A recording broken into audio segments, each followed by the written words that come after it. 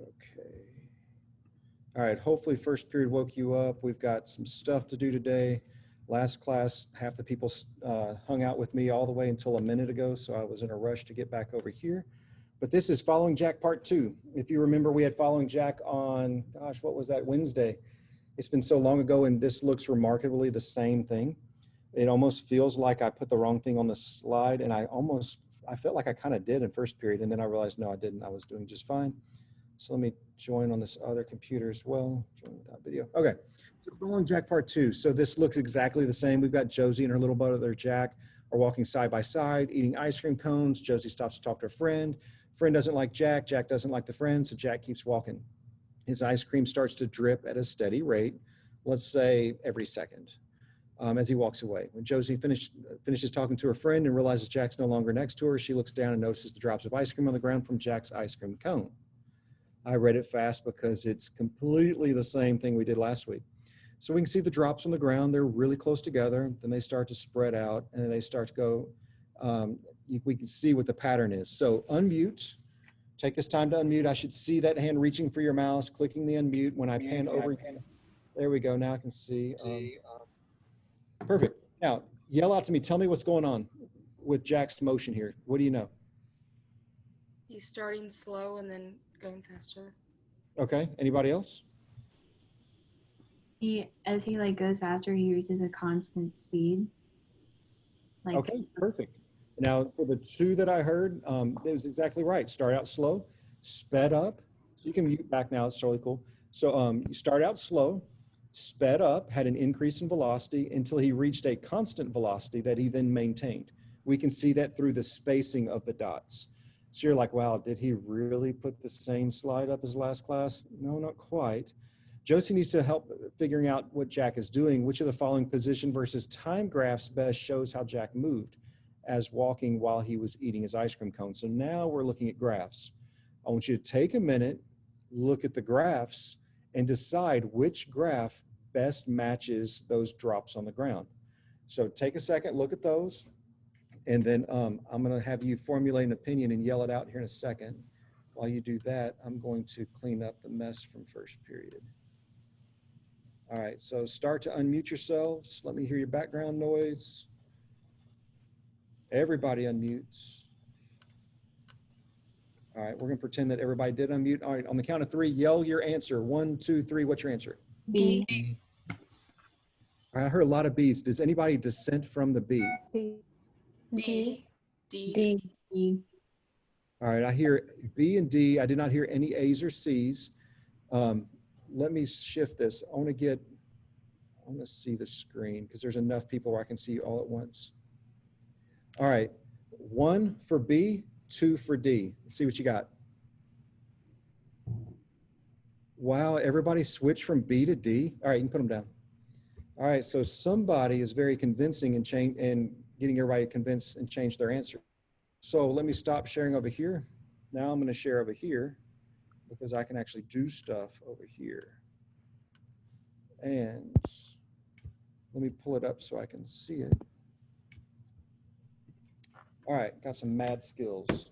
So we remember those dots. They started out like this, this, this, and they spaced out, and then they became like constant. We said that, and we're going to pretend like I know how to put constant dots across the screen. The A answer, y'all can see my grid, right? Someone say out loud because I can't see anybody right now. Yes. Perfect, awesome. All right, so then for that, we identified these graphs, and no one liked A because A looked like this, right? And if we use our tangential lines, we'd say this said it had a positive velocity that went to 0 velocity. No one liked A. C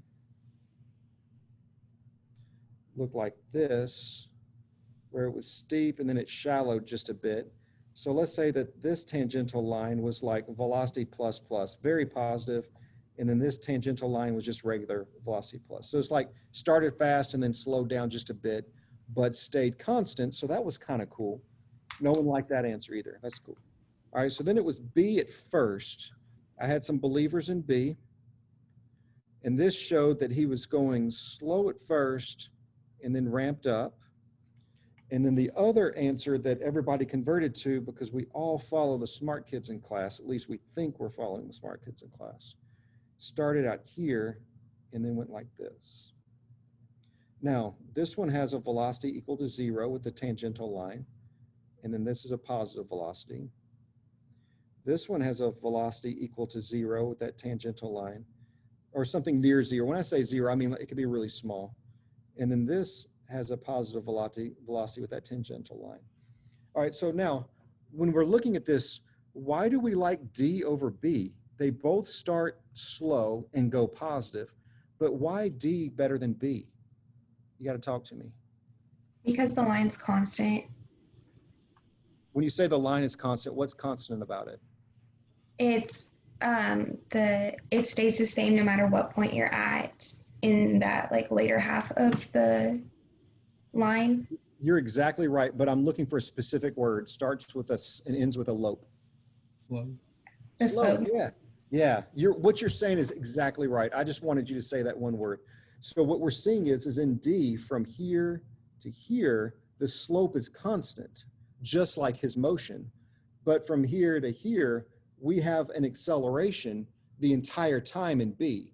He wasn't speeding up the entire time. And that's why D is the best answer, because it hits that constant velocity. All right, so let's get rid of that. That gets us through our warm-up, so I can minimize that off of my screen. How are you guys doing? First period okay? Yeah, 3-day weekend though, and you got a 4-day weekend coming up. That's got to be positive. Got to take the things that we can get.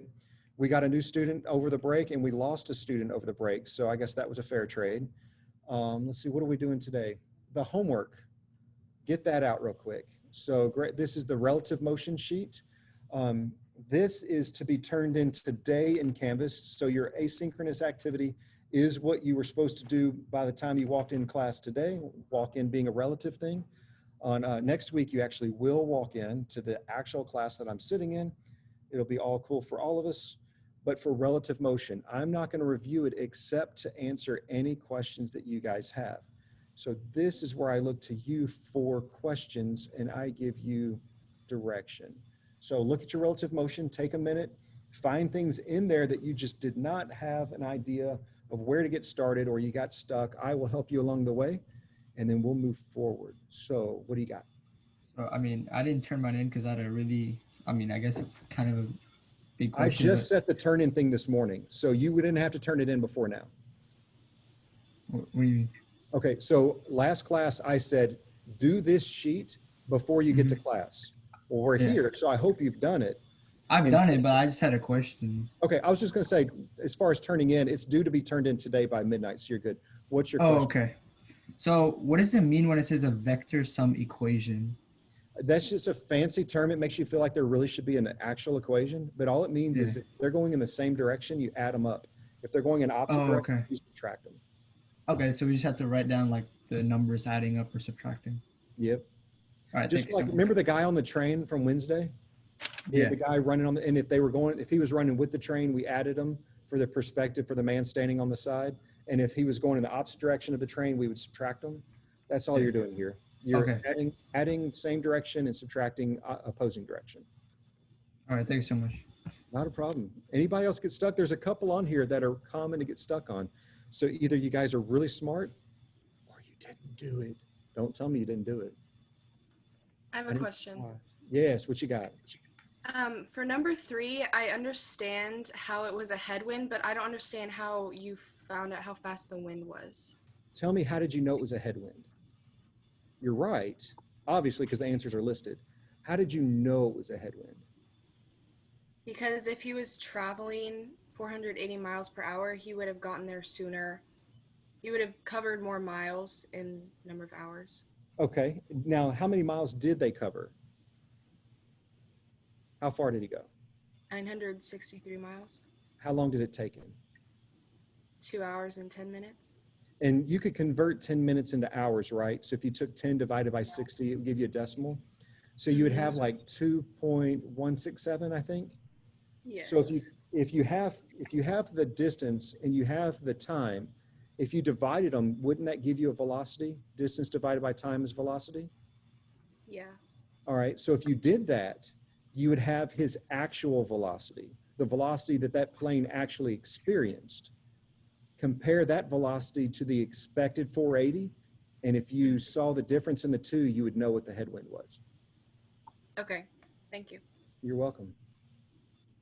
So when Go it ahead. says draw a picture, like what kind of picture are you looking for? I want it to look like you just finished your third year in art class, and our art group here is really good. You want to see my pictures? I can totally, let's see if I can make it share. I gotta flip it up first. All right, so which one do you want me to draw? Number Any six of for them? sure. Number 6? Oh, I didn't really draw for number 6. Okay. I'll draw one just to be silly, and then I'll share. So let me get that stuff out. Okay. All right, so drawing. Like if I just drew number 1, it says you're riding on a bus. So let me get rid of that. Here's my bus, and here's me. My bus is moving at 2 meters per second, and I'm moving forward at 4 meters per second. That's a drawing. That's all you need for drawing. Now you asked about number 6. So let me fix something real quick. Sorry, I have to change something on here.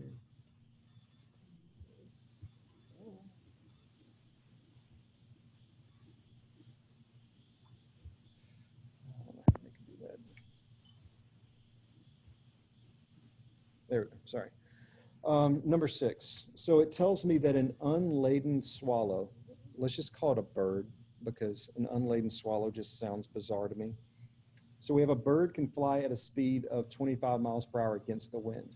So that means bird minus wind equals 25 miles per hour. Okay. And a speed of 45 miles per hour with the same wind helping it. So bird plus wind equals, what do they say, 45 miles per hour. Okay, if I wrote it like that, does that help you solve it? I mean, I solved that. I just wanted to see a bird drawing. Oh, you just, okay. Let's see, my bird drawing would look like,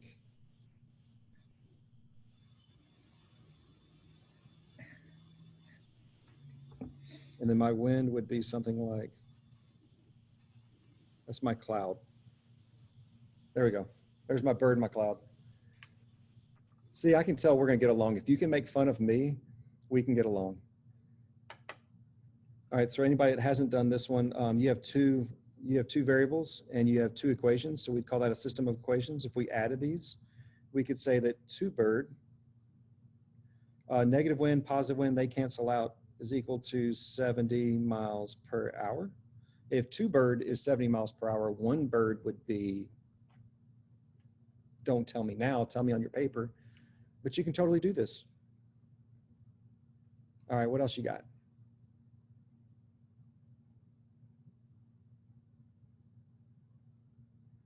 All right, so that sounds like we have gotten enough direction to complete this, or we've already completed it. Make sure it goes into Canvas today before midnight, so that way you've got that kind of behind you. I told you last class, do not do the equations 1 and 2 sheets because you weren't ready for them. After today, you will be ready for them. You'll be like mostly ready for them. You'll be ready for them to be a challenge, which is perfect. Let's go over the foldable real quick because I want to make sure that we're comfortable with it.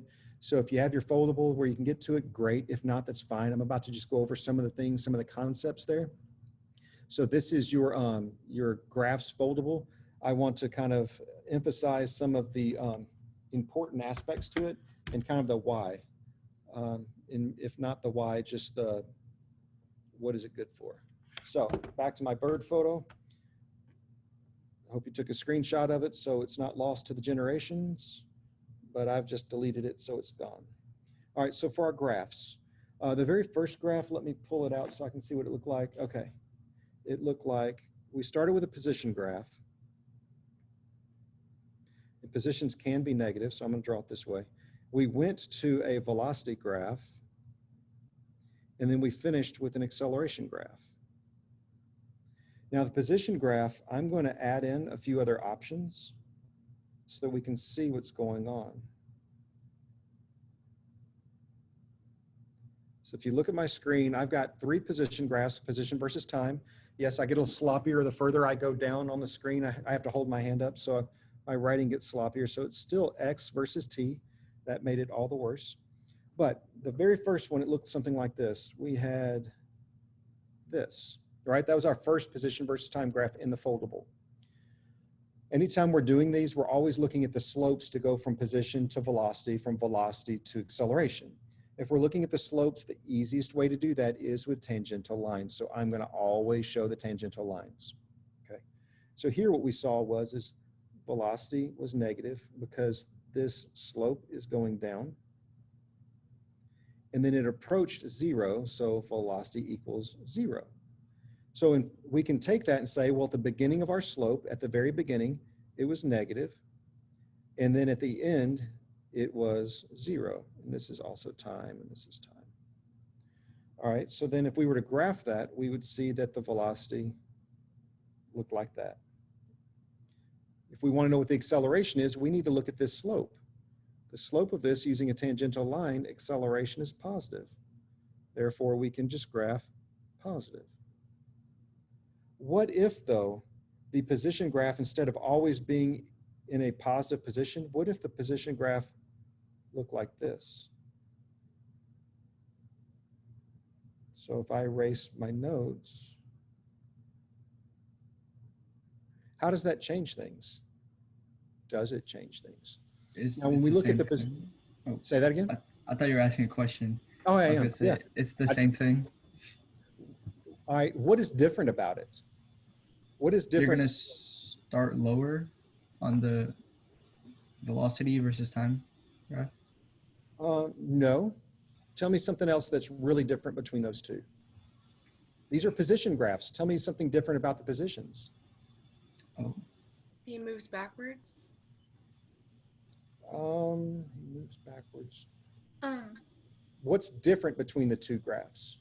it becomes negative. So would it stay, or it's always negative, but would it just stay on the bottom side and go like a upside down V? Is that what it would look like? Oh, let me ask it a different way, or let me say it a different way. The origin is your house. Positive is your front yard as far as position. Negative is your backyard. Now compare graphs 1 and 2. okay. So like in 1, you're going to your house, and then in 2, you're going to your backyard from your front yard. Right. So in number 1, you never get inside the house because you never hit the origin. So in number 1, you're always in a positive position. In number 2, you go from a positive position into a negative position. And how about in if I can name this one number 3, the one that's really wacky, what if I drew it this way? I was always in a negative position, right? So if I'm looking at a position graph, yes, we can look at the slopes and talk about velocity, but we cannot lose the fact that it is a position graph telling us about position. The number 1 graph, I'm always in a positive position. I'm always out in the front yard. I never cross below the horizontal axis. In number 2, I start out in a positive position. I cross the horizontal axis, which is just some origin that we just established as being the origin for this problem. So we went from the front yard to the backyard. We passed through the house. And in number 3, we were in the backyard the whole time. Now, we did go further away from the house, but we were still in a negative position the entire time. If we look at our velocities then, or the slopes, our tangential line starts out negative and then goes to 0. In number 3, our tangential line starts negative and then goes to 0. So all 3 of these graphs, the velocities started negative and then went to 0, all 3 of them. There is no difference in those. When I look at the tangential line for velocity, I can see that it's constant and positive. Therefore, acceleration is constant and positive. You can see that the shapes of the graphs were the same, but the locations were different. So yes, there was something different about this object, but it was only its position in space, not its velocity. The velocity was the same for all of these because the slopes were the same for all of these. If you can imagine, I can draw. I can't draw, so you got to use a bit of imagination. Are you all buying what I'm selling here? We okay? Because I'm going to add in one little bit more. It's not, doesn't make it harder though. So let's erase what I have. And I think I can erase this entire bottom section. So let's just do this as one big erase. No, don't do that. All right, so then how about, let's just erase it one piece at a time. Just making this less messy. So then let's look at, what if we did the smiling face. So what if we did it a little bit different? Take this off, take this off. All right, so what if I drew the line then? And let's just draw it this way. Tell me what this object did regarding position. Free fall? Say again? Free fall? It is free fall, but just tell me what the object did. Let's say it's a person. Mhm. And Oh. don't throw people in the air. That's not nice. Can I use the example you just gave of the front yard and the backyard? Absolutely, yeah. Okay. So in this case, he starts off in the backyard and he goes to check the mail in the front yard and then he comes back to the backyard. Yeah, so he goes out in the backyard, checks on the dog, goes in the front yard, grabs the mail, goes back to the backyard, checks on the dog again, right? So your position went from back to forward to back. When you cross the horizontal axis in a position graph, what does that mean? You pass the starting point or the detector, the origin. The origin, not the starting point, because his starting point was in a negative position, right? Okay, so be careful that the y-intercept is your starting point. The horizontal axis is just, in a position graph, is just an origin. And it can be something you never hit or something you start on depending on the graph. So be careful there. Now let's look at our tangential lines. So our velocity starts out positive. It goes to 0. And then it finishes negative. So that means our velocity starts positive. It goes to 0. And it finishes negative. Graph that line. So our velocity looks like this. The left side of the frown is that positive to 0. The right side of that frown is from 0 to the negative position. But the slope of that line is constant. The slope of that line tells us acceleration. So our acceleration is negative. Using those tangential lines are going to be incredibly important for us to understanding these. Now, when we cross the horizontal axis in velocity, what does that mean? No movement. Yeah, our velocity is 0. We've come to a stop. It might be for just one moment in time, but we've come to a stop. And then what does it mean to go from the positive, what does it mean to go from above the horizontal axis to below the horizontal axis in the velocity graph? What does that represent? It's slowing down, and then once it passes it, it speeds up. True, very true. So when we say speed, I'm going to segment this. So the fact that you said speeds up and slows down, we're talking about speed and not velocity, which is fine. And that's absolutely true. As you approach the horizontal axis, you're slowing down because when you hit the horizontal axis, you stop, okay? Now, if we're going to just talk about velocity as a whole, we're going to look at the horizontal axis and we're going to see that we're becoming more and more negative as we go down. So I would say that the entire time on this graph, velocity is decreasing. If you're becoming more negative, you're decreasing, just like your bank account. If it becomes more and more negative, you got less and less money. Okay, well, if we graph velocity and it starts out at something positive and goes to 0, that's a decreasing velocity. If it goes from 0 to negative 1,000, that's also a decrease in velocity because velocity got smaller, because velocity is directional. If we're talking about speed, it got faster because it's going more and more negative, but speedometers don't know what direction you're going in your car. I'm looking for specific words when we cross through the horizontal axis in a velocity graph. It's a change in direction. We've turned around. If we're moving in a positive direction, we have a positive velocity. We cross the horizontal axis, now we have a negative velocity. That means we're going in a different direction now. So we change direction when we cross the horizontal axis in a velocity graph. What does it mean to be at the horizontal axis in an acceleration graph? That last graph on the right, if I graph the arrow right on the horizontal axis, what does that mean? It means the acceleration is 0. In acceleration is 0, what does that mean for velocity? That's at the origin. What if I drove 70 miles per hour and set my cruise control? What would my acceleration be? Oh, 0. Constant. Right, exactly, constant. So you're going back to that question. If my acceleration is 0, if it's graphed on the horizontal axis, that means my velocity is constant. If I have a constant velocity, I have no acceleration. So I know it's been a 3-day weekend, plus you had a B day on Thursday. Sorry, you actually have to go to B classes because this is where you want to be. I get it. This is the place I want to be. They pay me to be here. It's cool.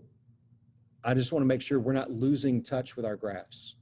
All right, the graphs are going to be real important getting us through the next quiz. All right, that being said, we've gone through the foldable. Let's talk about new stuff. Y'all ready for new stuff? I'm ready for new stuff.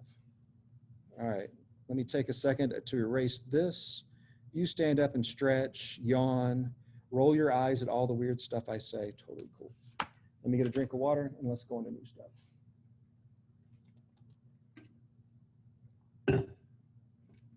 All right, the method we're going to use to solve most of our problems in physics is going to be based on an acronym. That acronym is really easy. It's what you do when you don't know the answer. These are not the genes from the 1980s and the early 1990s. I'd have to draw it in a triangle for that to work. That's okay if nobody gets it. They used to have guess genes. They were super popular and they're like the 80s genes.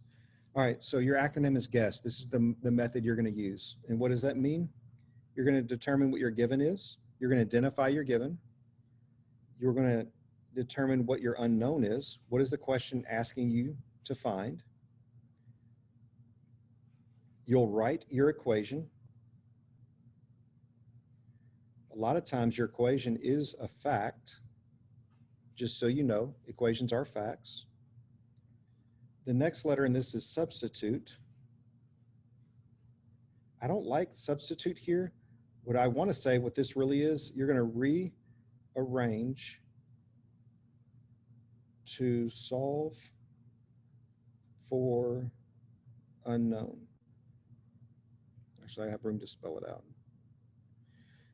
On the AP1 exam, you're going to rearrange equations to solve for your unknown, and then you're going to stop there. You're not going to ever put numbers in except for maybe once in the whole test. So I want to see that you do that here before you plug in numbers. At the very end, you plug in numbers and solve.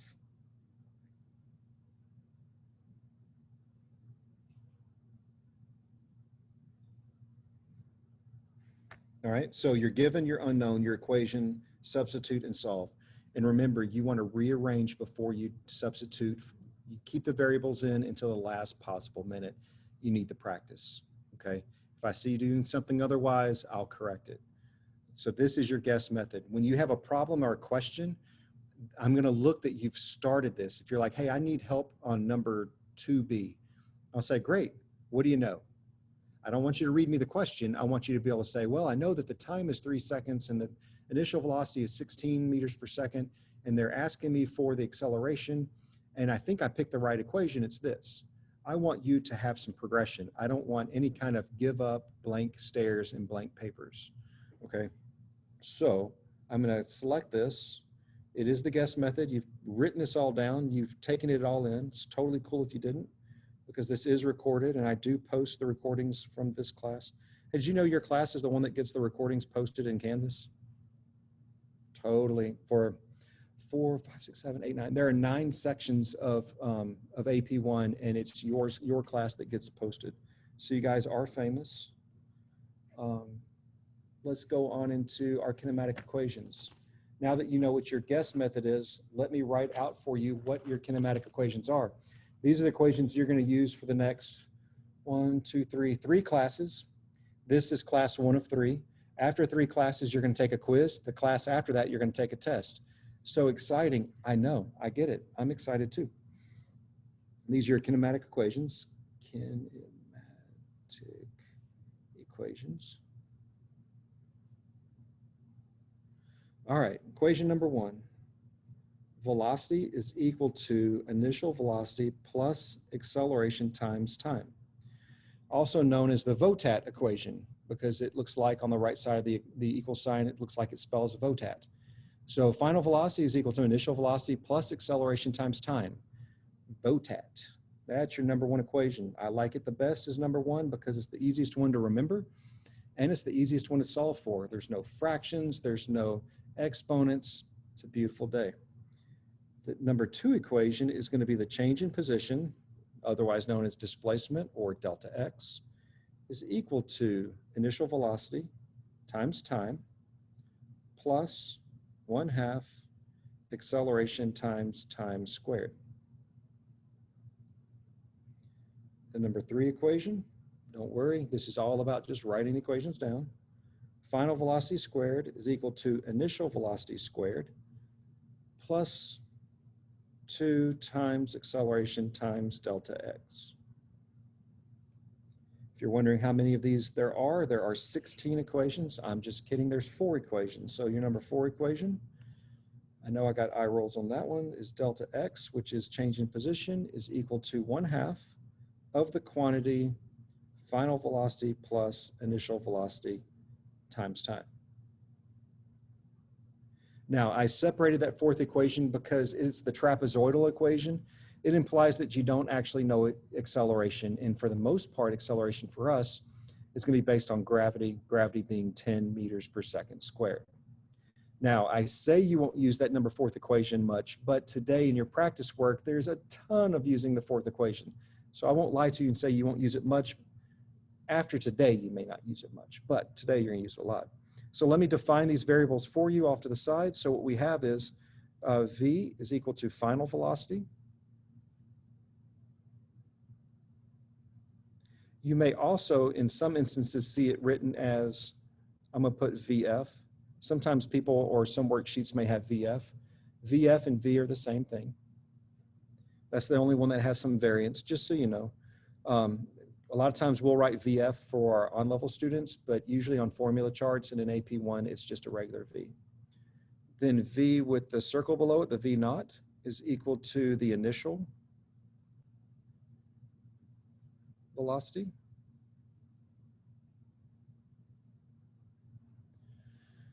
A is acceleration. Delta X is displacement. And then T is time. Now, velocity is going to be in meters per second. Acceleration is in meters per second square.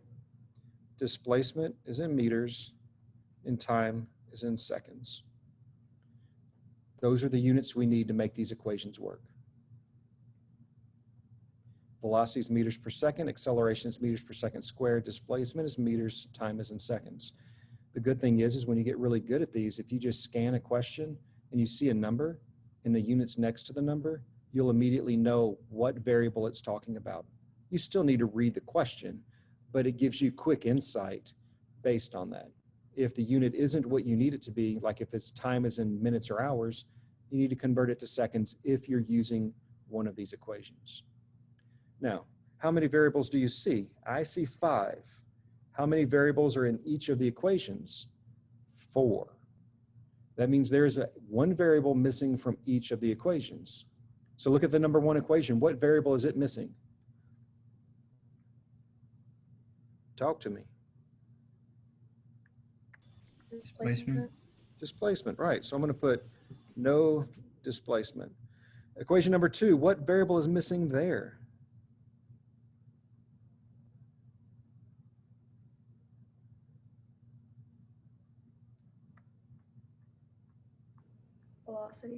Velocity. One brave soul. I appreciate you. Number 3, what variable are you missing there? Time. Time. 2 brave souls. And then number 4, what variable are you missing? What variable is still out there? Acceleration. Acceleration. No acceleration. Now, when you get your problems, what you're going to figure out is out of what you're given, you're usually going to have enough information to determine 3 variables, and you're going to be looking for a 4th. The 5th one that's not mentioned here, that's the one that you're going to use. So what I recommend is, I'm going to scroll this up just a touch, is when you're doing these problems, write out your variables, make a little table. Say V naught, V, A, T, delta X. And then fill in the information that they give you.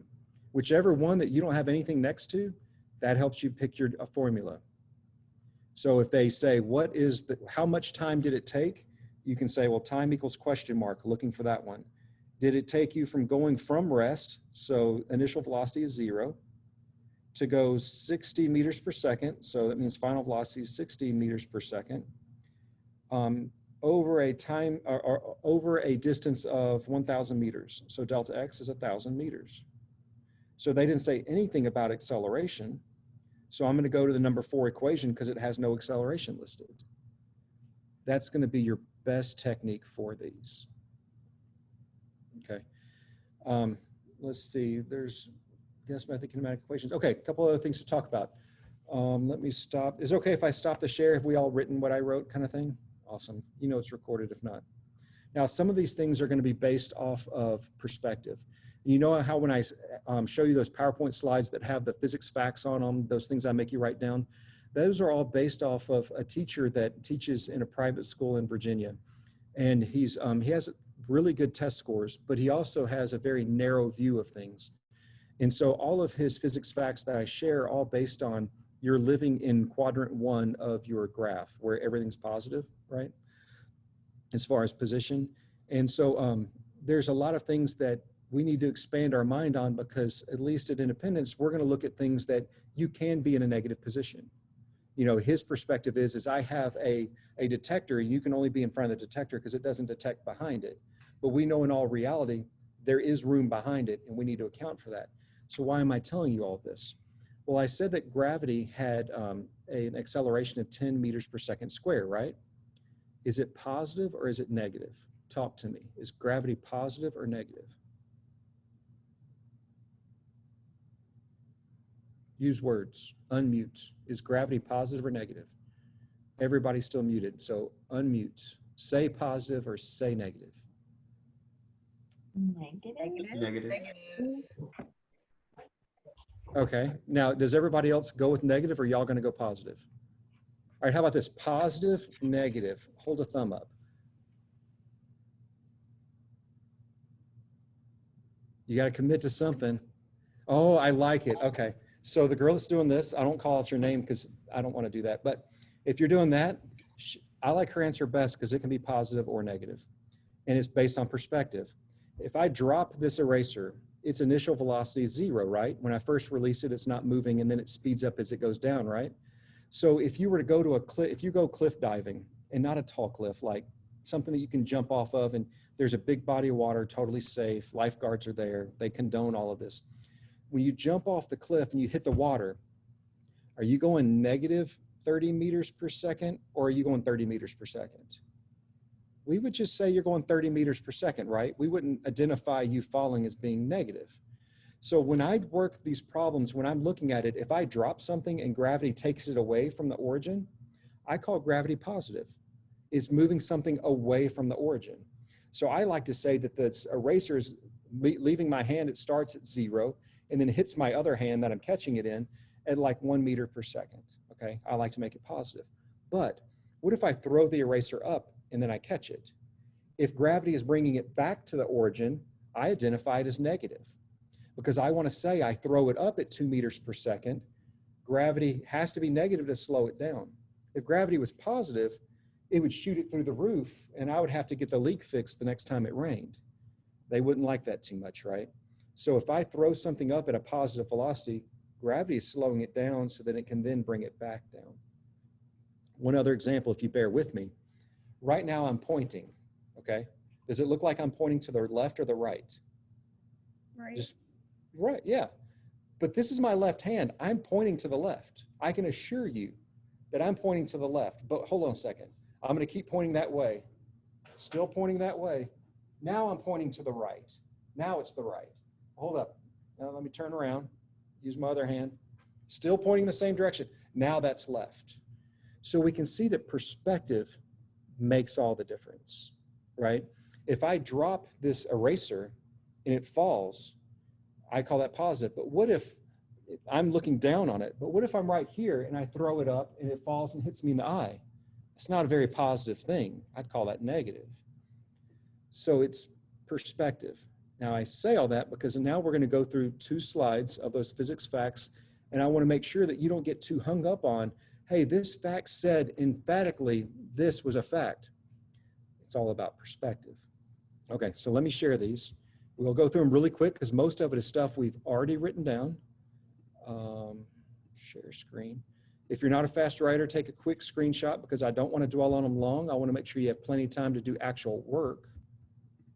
But I do want to go through them because the person that put these together gets, they do really well with their students and their student scores, and I want you guys to have all 5s. So I'm going to give you every tool possible.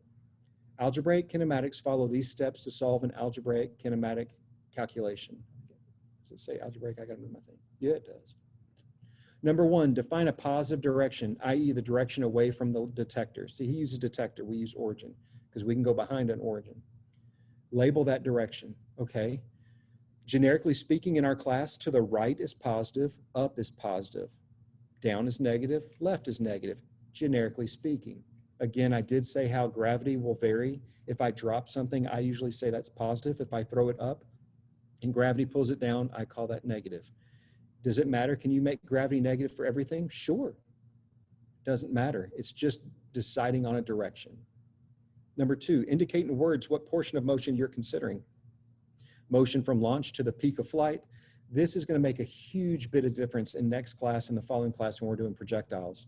Knowing that, are you talking about the entire flight of something that's being projected in the air, or are we only talking about a portion? Now, do you have to write it out? No. Can you do it in your head? Sure. This is what I showed you when I wrote it out, is fill out a chart including signs and units of the 5 kinematic variables. Very important. V naught V, delta X, A, and T. Does it have to go in that order? No. Pick your order, but always write your chart so you can see what you have, see which one you're looking for, and the one that you did not address is going to help you choose which formula to use. Take a quick snapshot of this if you haven't already written down, or if it's not already painfully obvious to you. Grab your phone, 5, 4, 3, get that icon open, find it, camera, focus on the screen, 2, snap the picture, 1. All right, next slide. Now next slide, there we go. If 3 of the 5 variables are known, the problem is solvable because you have 3 known, 1 unknown. That's 4. Then that 5th variable helps you identify which formula you're going to use. Use the kinematic equations to solve. We have the VOTAT equation, V equals V naught plus A times T. Delta X equals V naught T plus 1/2 AT squared. And V squared equals V naught squared plus 2A delta X. The last equation, delta X equals 1/2 times V naught plus V times T. Do you need to memorize these? Absolutely not. These equations show up on the equation sheet. The equation sheet is accessible to you in Canvas, right next to where the syllabus and the calendar are in the teacher section. All right. Also, you guys are face-to-face. They will be on the board. So you can look up on the board and see them. You can look at the equation sheet. If you print one and bring it with you, I can't supply things for you. So you can have an equation sheet. You can have access to them written on the board. All right, that should get you all the information you need for today. So we've talked about relative motion. You know you're turning that in today. You are going to work on equations 1 and 2 between now and next class. I am going to stay on the Zoom, and my last class kept me 3 minutes after class even. So I'll stay here. You can leave and come back. I'll be here to let you back in whatever. You can ask me questions in the chat, or you can just talk out loud. If you ask questions in the chat and I don't notice, just unmute and say, hey, Watley, look at the chat. but work on equations 1 and 2. You can get through most of it. You have like 50 minutes or 45 minutes between now and end of class. I don't think I've missed anything.